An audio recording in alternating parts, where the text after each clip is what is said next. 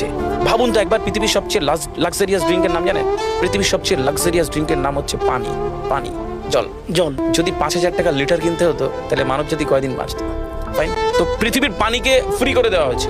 Oxygen, একটি গবেষণা জানায় সারাদিনে একটা মানুষ যত অক্সিজেন নেয়, এই টাকা দিয়ে কিনতে হতো, তাহলে 3.5 লক্ষ টাকা লাগতো একদিনের। শুধু রাত হয় বলে আপনাকে কত টাকা ইলেকট্রিসিটি বিল দিতে হয়, তাই না? ফ্রি পেয়েছি।